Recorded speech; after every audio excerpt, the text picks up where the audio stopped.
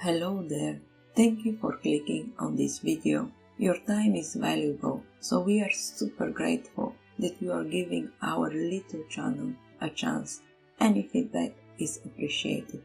Enjoy the story. The War of the Worlds by hgwells. Chapter 17. The Thunder Child.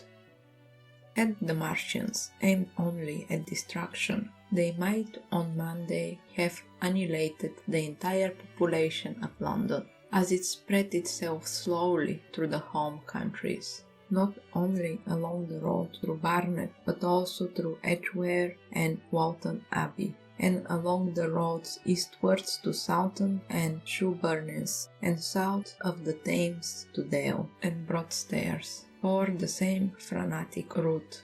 If one could have hung that June morning in a balloon in the blazing blue above London, every northward and eastward road running out of the tangled maze of street would have seemed stippled black with streaming fugitives, each dot a human agony of terror and physical distress. I have set forth at length in the last chapter my brother's account of the road throughout Chipping Barnet, in order that my readers may realize how that swarming of black dots appeared to one of those concerned. Never before in the history of the world had such a mass of human beings moved and suffered together. The legendary host of gods and Huns, the hugest armies Asia has ever seen, would have been but a drop in that current. And this was no disciplined march. It was a stamped gigantic and terrible, without order and without a goal. 6 million people, unarmed and unprovisioned, driving headlong. It was the beginning of the rot of civilization, of the massacre of mankind.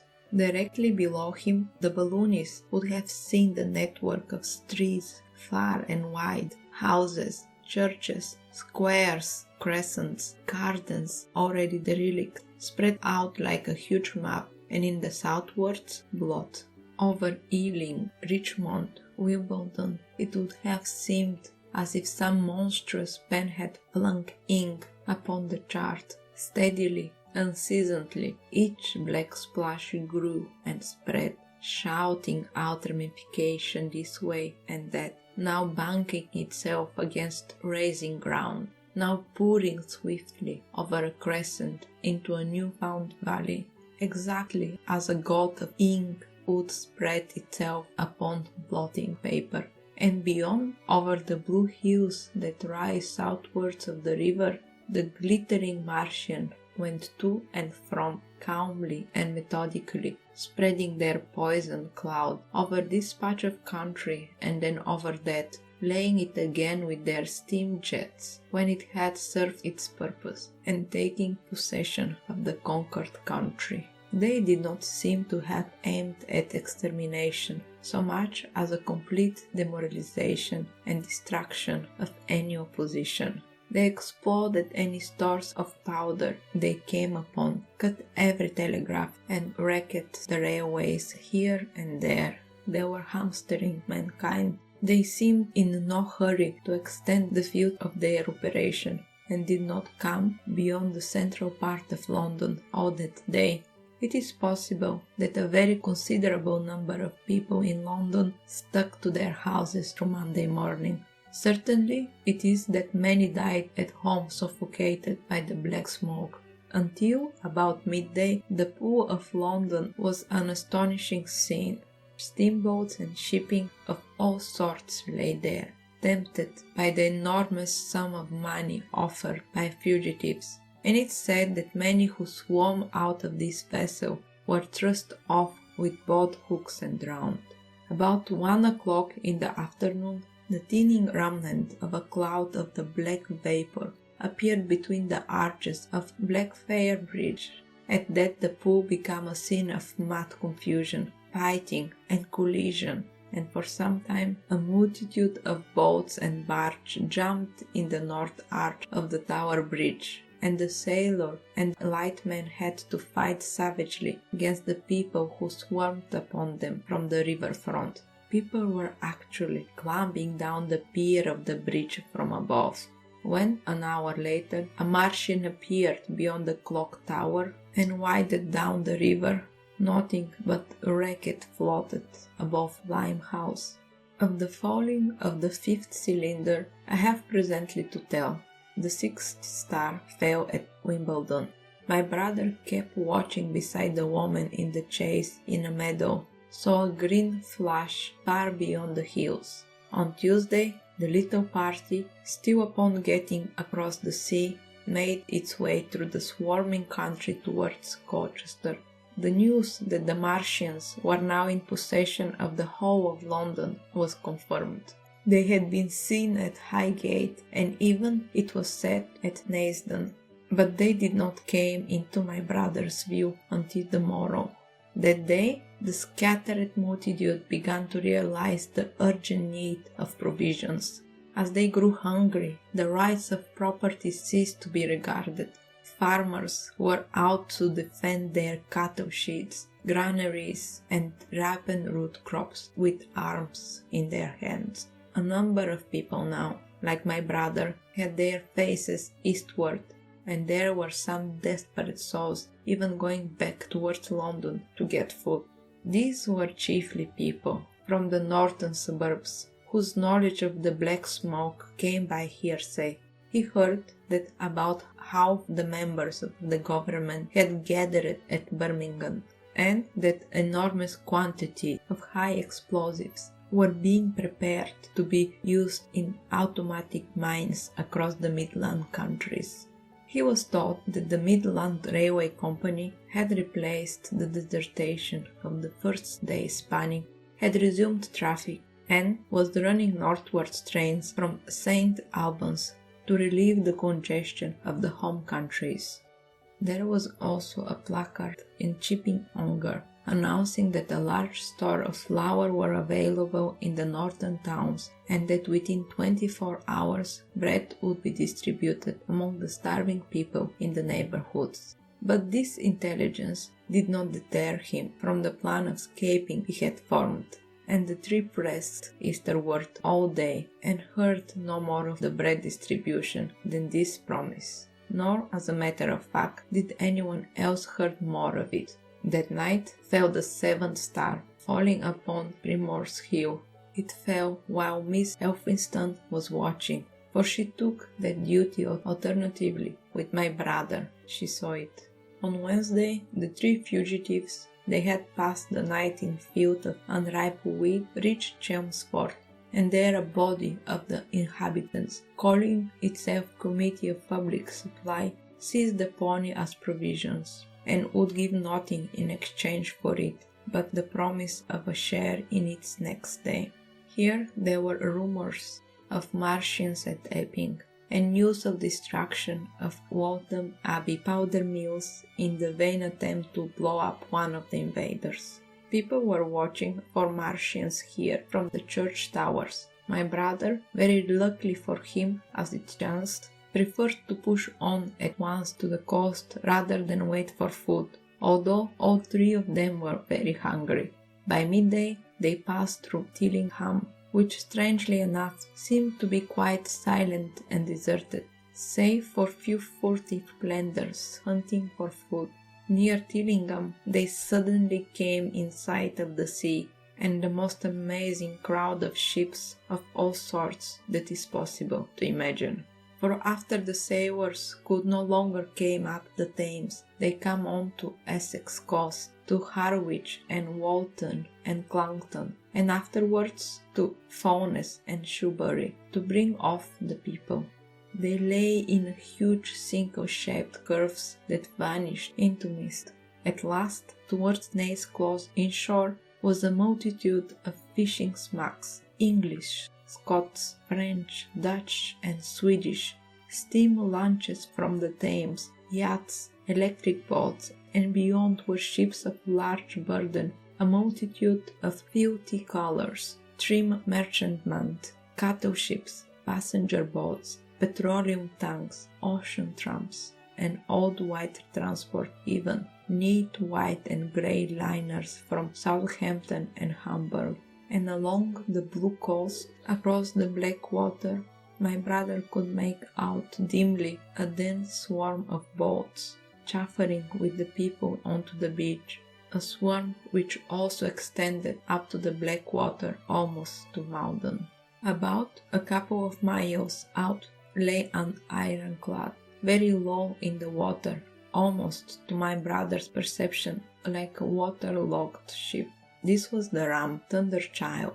It was the only warship in sight, but far away to the right over the smooth surface of the sea. For that day there was a dead calm, lay a serpent of black smoke to mark the next ironclad of Channel fleet, which hovered in an extended line, steam up and ready for action, across the Thames estuary during the course of the Martian conquest, vigilant and yet powerless to prevent it.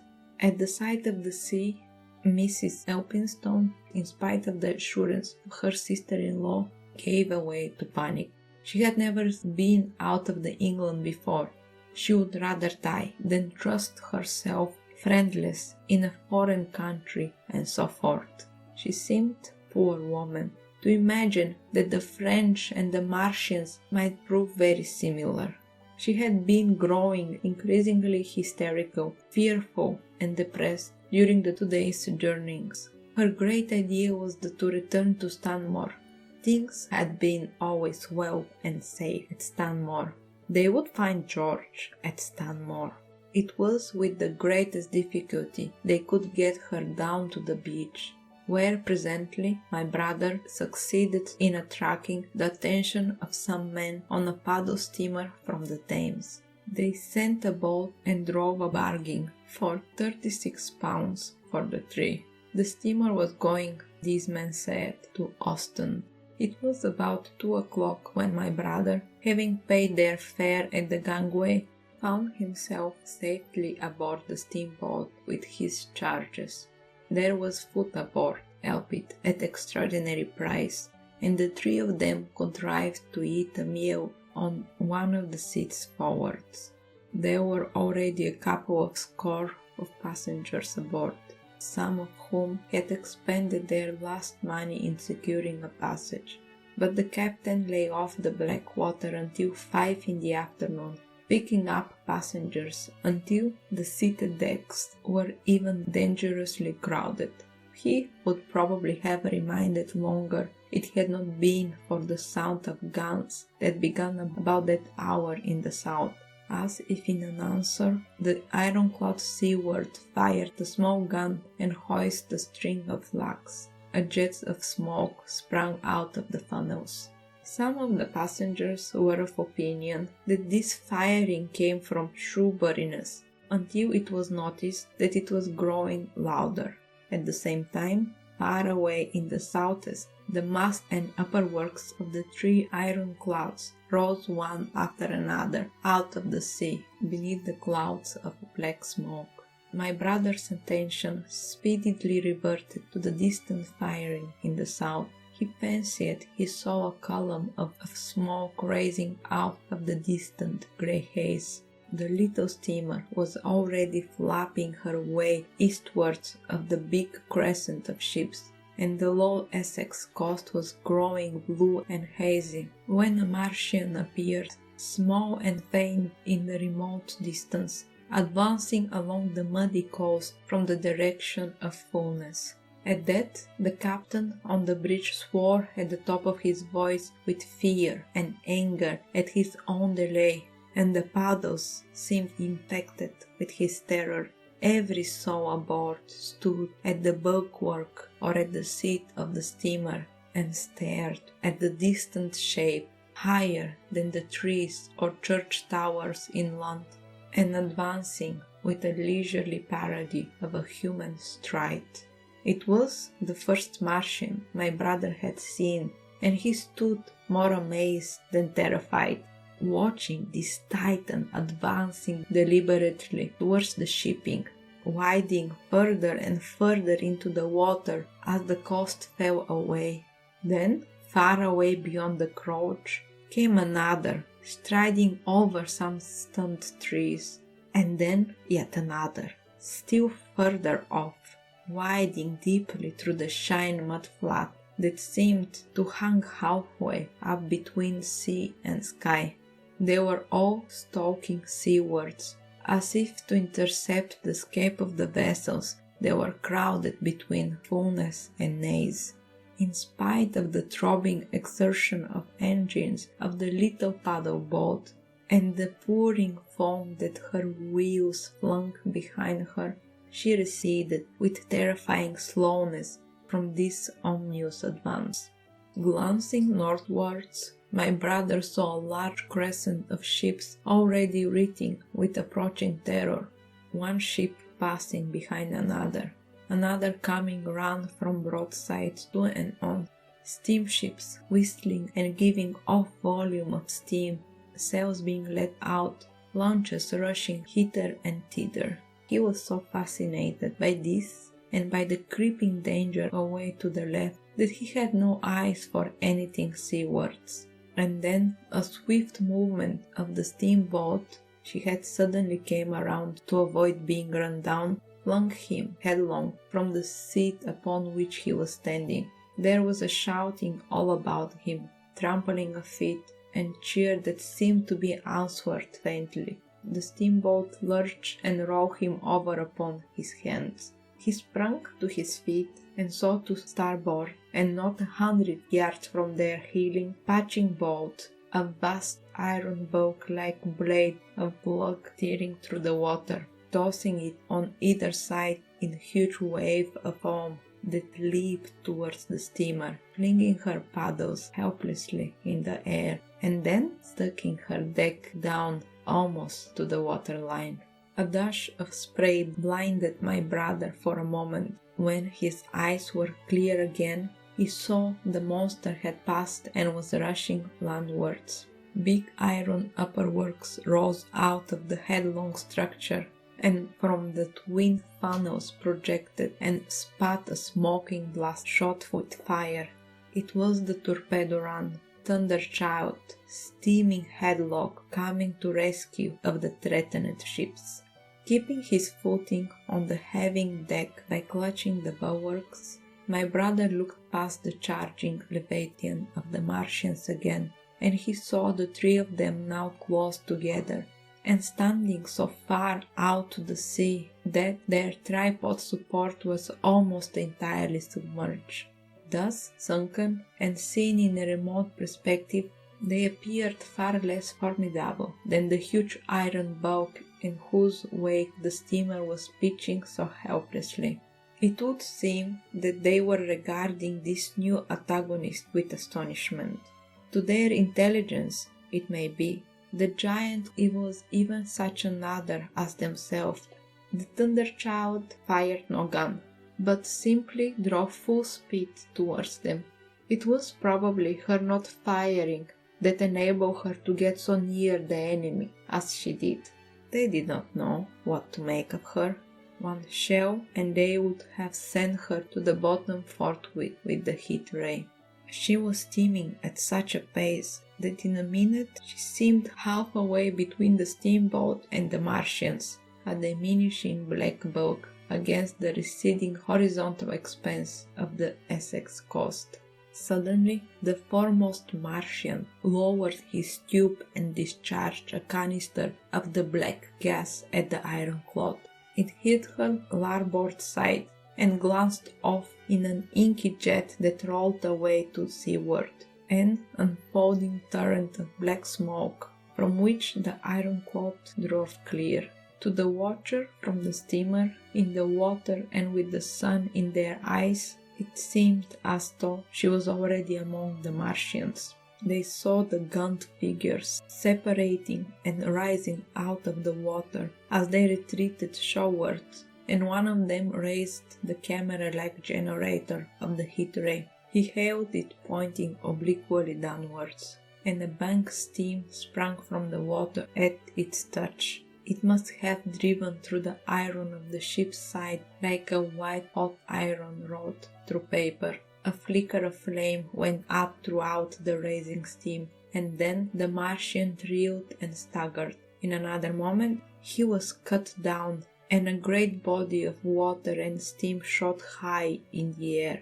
The guns of the Thunder Child sounded through the rig, going off one after another, and one shot splashed the water high closely by the steamer, ricocheted towards the other flying ship to the north, and smashed a smack to much wood.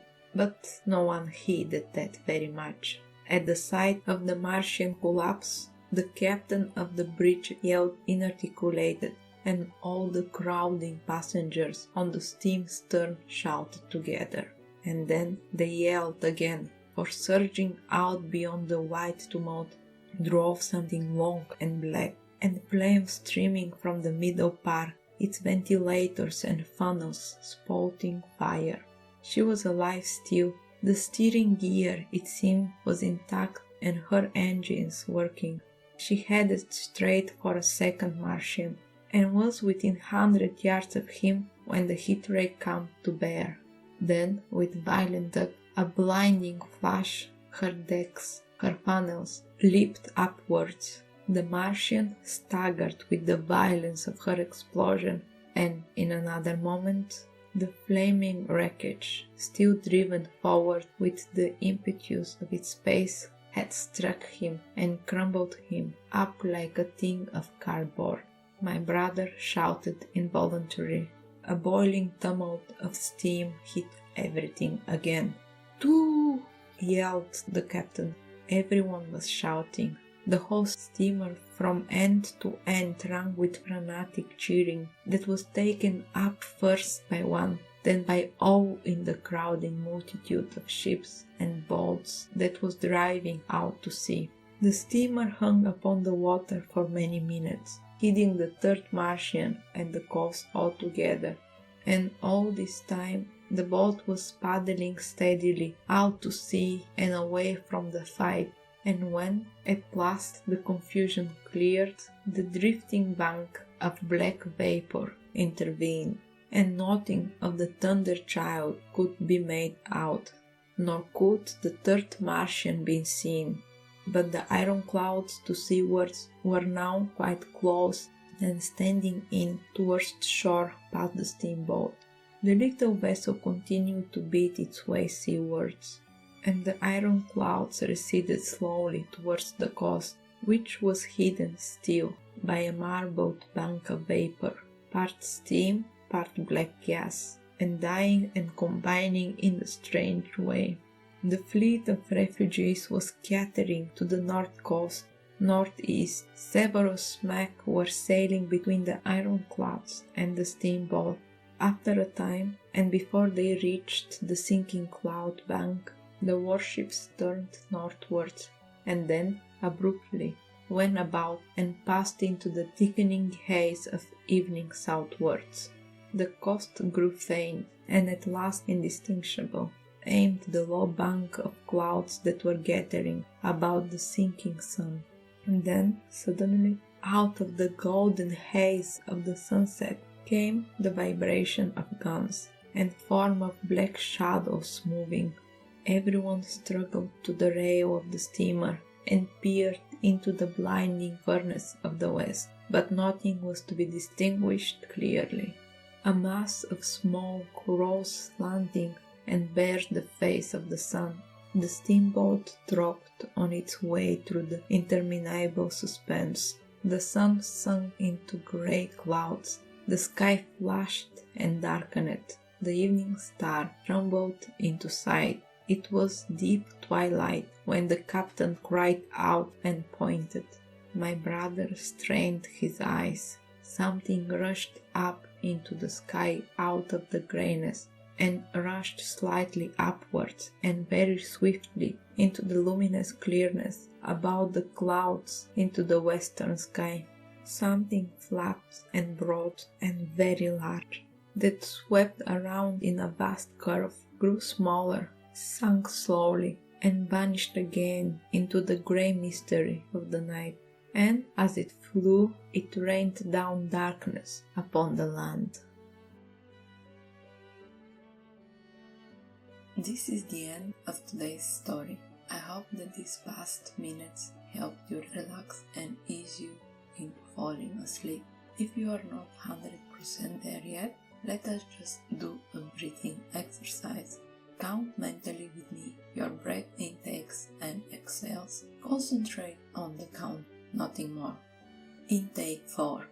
1, 2, 3, 4, 5, 6, and release 4. 1, 2, 3, 4. In 4. 1, 2, 3, 4, 5, 6. Out 4. 1, 2, 3, 4.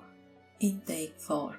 1, 2, 3, 4, 5, 6, and release 4. 1, 2, 3, 4. In 4. 1, 2, 3, 4, 5, 6. Out 4. 1, 2, 3, 4. Intake 4. 1, 2, 3, 4, 5, 6, and release 4. 1, 2, 3, 4. In 4. 1, 2, 3, 4, 5, 6. Out 4. 1, 2, 3, 4. Intake 4.